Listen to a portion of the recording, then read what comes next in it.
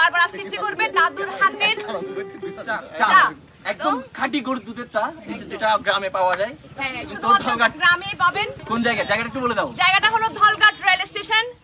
তো সেরা সেরা একটা ব্লগ আসবে, সবাই দেখবেন, ভালো থাকবেন, সুস্থ থাকবেন, গানে গানে থাকবেন, আনন্দে কাটাবেন আর বেশি বেশি চা খাবেন। টাটা। দিদি একটা